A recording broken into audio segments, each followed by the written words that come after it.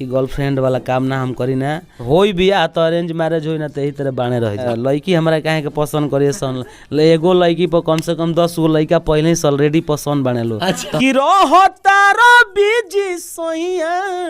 अरे कि कौन नौकरिया में मैं रिपोर्टर रमेश प्रेमी और आप देख रहे हैं आर्यन भोजपुरी न्यूज। और इस वक्त हमारे साथ बैठे हैं पासवान स्टार तूफान राज। सबसे पहले चैनल में स्वागत है तूफान भैया जी। स्वागत बेटे जे भी आर्यन भोजपुरी के न्यूज के माध्यम से हमारा के देखा था पहचाना था जाना तो श्रोता के सबसे पहले गोड़ लागत नहीं भैया ये बताई रहा गाना जो सौतीन के सहरिया बा इतना कम दिन में इतना अच्छा रिस्पांस दे रहा बा दर्शक के का बधाई दे। देखिए सबसे पहले दर्शक के तो हम बधाई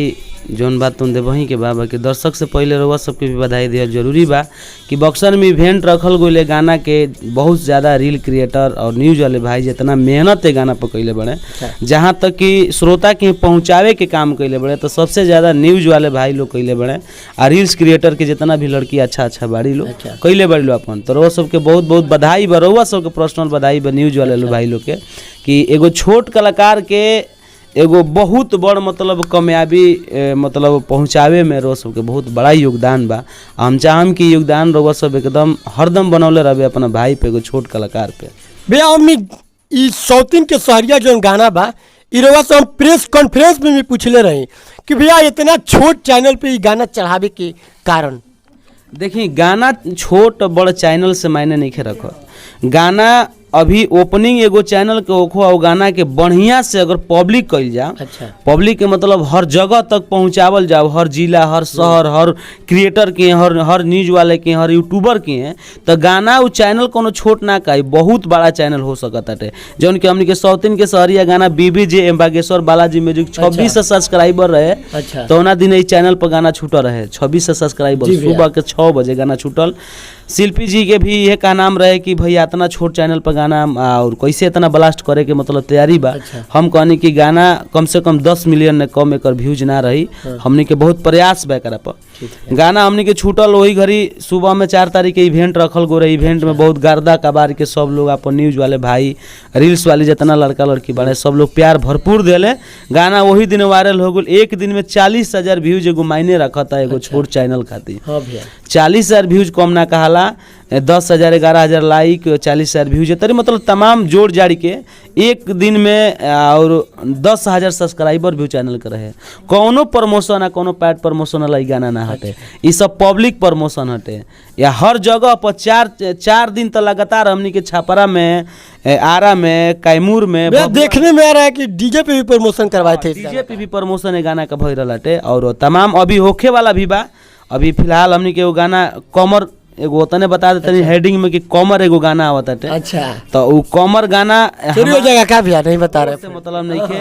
हेडिंग एगो बता देनी है कि कमर एगो गाना आवत है बहुत जबरदस्त ताकि वो गाना के हमनी के 7-8 महीना पहले से गा के रखले रहनी है जा सारे गामा हम भोजपुरी खातिर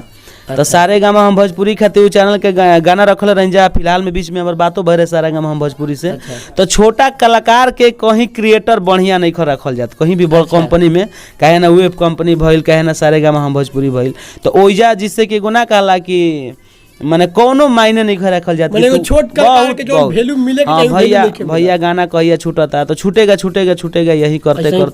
10 महीना 15 महीना तो गाना हमने के 8 महीना गाना रुकला हो गया हमारा शिल्पी राज के जौन की गाना लगन में अब किया हमारा अनुमान बा पूरा की 100% एकदम गारंटी के साथ बाटे कि गाना बाजी ठीक नु कमर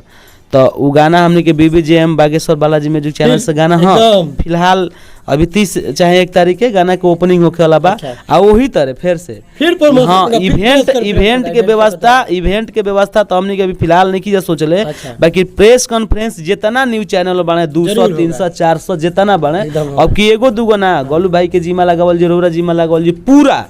अब की रील्स क्रिएटर ना रील्स क्रिएटर से का होखता कि देखिए रील्स क्रिएटर से हमारा कोनो दुश्मनी जाती है नहीं है बाकी रहल बात कि इतना ना भीड़ भड़ाका हो जाता कि भाई न्यूज वाला भाई लोग के थोड़ा बहुत बात लेकिन एगो हम बात बोलल चाहम अगर रउआ बुरा मानम तो से हमरा कोनो दिक्कत नहीं है लेकिन एगो बात जरूर बोलब जोन राउर इवेंट सो भाई ओमे मीडिया के कोनो वैल्यू ना मिलल, एकदम वैल्यू ना मिलल। वैल्यू मिलेला हर समय हमरा के, वैल्यू के बात नहीं बट भैया प्रेस कॉन्फ्रेंस में जैसन वैल्यू मिले के चाहिए वैसन ना मिलल। भइल का कि हमने के बात भइल कि जैसे ही मीडिया के जितना भी काम बाटे प्रेस कॉन्फ्रेंस कइला के बाद रील्स क्रिएटर लोग के काम ओरिया के तौर दे कुल काम कइल जा। इतना ना रील्स क्रिएटर लइका लइकी जुट गेलन कि मीडिया वाले भाई लोग के समय ना मिल पाइल। हालांकि बहुत सारे लोग बेखैले पियले है हम अपने मुँहे कहता नहीं कैसे कि देखिए पहला बात भाई कि हम झूठ बोले वाला काम ना करें। सही बात है। तो उ कॉन्फ्रेंस में बहुत लोग के समय मिलल ना मिलल, वही से सब लोग मतलब इथी हो गइल बाड़े। बाकी अब की हाली कौनो रील्स क्रिएटर ना खाली न्यूज क्रिएटर रही हैं, जितना यूट्यूबर रही हैं एकदम बढ़िया से एक आदमी के 10-10 मिनट समय दे के बढ़िया से सम्मानित करके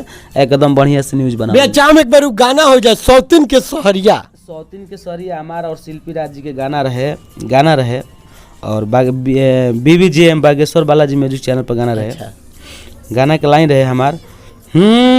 हर की धनी हो काहे तू अनेरे खीसी अइलू कि जल्दी बताओ काहे मुहावा फूलैलू कि बड़ी बकाम तू आराम जाके कर अपना मरद संग ऐसे न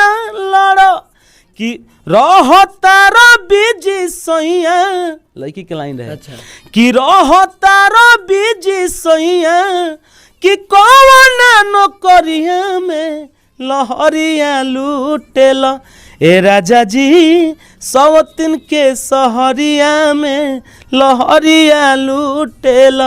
ए राजा जी सौतीन के सहरिया में लहरिया लूटेला। भैया एक बार और हो जाए सौतीन लहरिया लूटेला, एक बार फिर से गाना बहुत अच्छा लागेला जब भी शिल्पी राज के पंच लाइट गवाला। हालांकि ओकरा में बहुत सारा अच्छा कामों भी कैले बड़ी। गाना में रहे अरे कि रहतारो बिजी सैया अरे कि कौन नौकरिया में लहरिया लूटेला ए राजा जी सौतीन के सहरिया में लहरिया लूटेला ए राजा जी सौतीन के सहरिया में लहरिया लूटेला। गजब, सौतीन के सहरिया में लहरिया लूटेला। और बहुत अच्छा गाना होता। तबियत थोड़ा हमार डिस्टर्ब बा, हम वही घड़ी से तबियत हमार जरुआ गुल बा।